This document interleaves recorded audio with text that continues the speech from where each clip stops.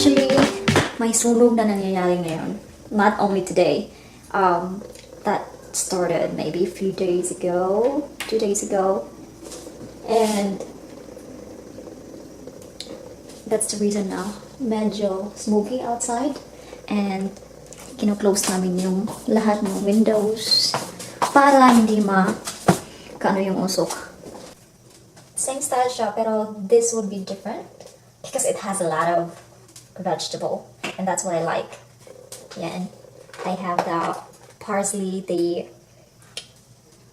spring onion, and the bell pepper, and definitely the onion, garlic, and the what do you call this? Potato. And here's the chicken. So I actually nagtaka talaga ako bakit may wildfire dito sa Kasi hindi naman siya hindi naman mainit. Yan, nabasa ko na hindi lang yan ang dahilan. Yung overdry ng forest and windy, that can be the cause as well of having a wildfire. Nakakatakot kasi parang talagang ghost yung nangyari sa place after.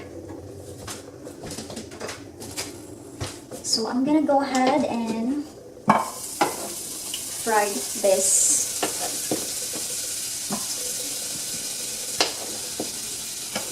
I don't know, I really don't know kung ano yung niluluto ko na pangalan.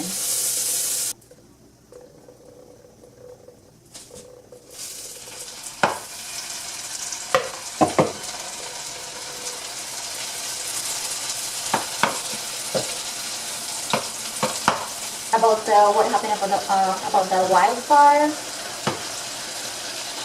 Imagine guys, maybe travel from here going there is 2 hours or 3 hours. So it's kind of a bit long. I mean, it's kind of a bit far from here. Pero until dito yung usok guys. It's already brown up guys, so I'm gonna go ahead and transfer them over to the fireworks. Yung ina-imagine ko na yung recipe, tapos if ever may kulang na ingredients, may gagawin din ako parang almost the same but iba yung ingredients, ganun lang. Okay na yan. So, lagay natin yung onion. Marunong naman ako magluto. Hindi lang expert, pero ngayon expert na actress.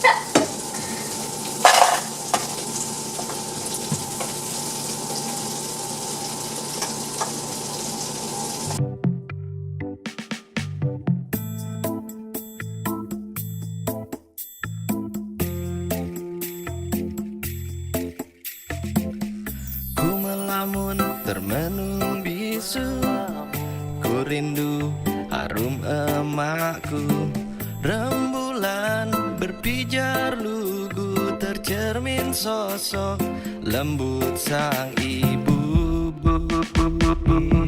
Merajut selendang merah jambu, tersirat bayang-bayang dirimu. Oh bulan, mampukah aku menggapai di kau, wahai sang ibu.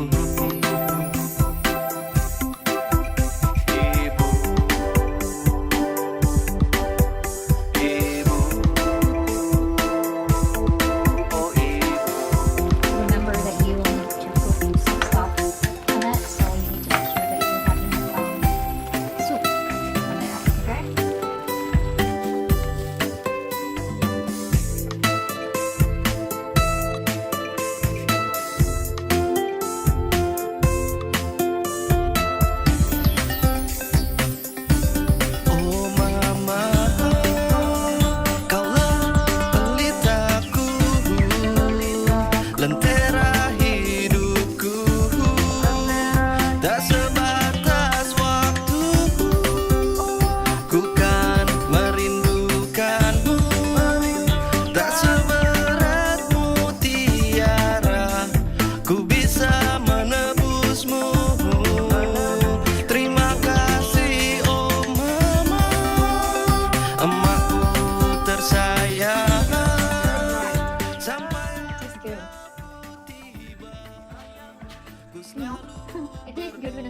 it, babe.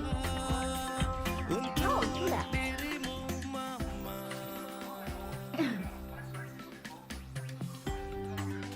I like Like it. scalloped potato. Right. Yeah, biscuit again. This is kind of a huge biscuit.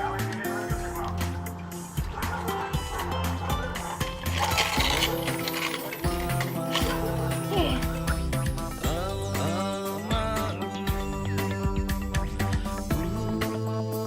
Okay, I'm gonna put this one in.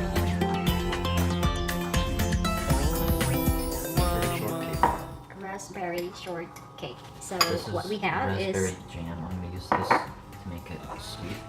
okay. We have the raspberry jam. We have the ice cream, and then we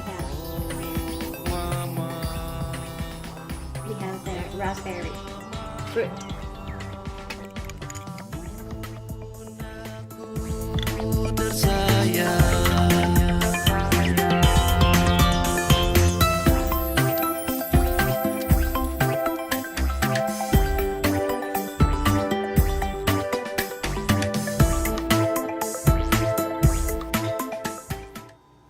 Ang tamis niya. Actually, it's so sweet. Hindi kasi ako mahilig sa sweet. Siya, mahilig siya. Have a great day!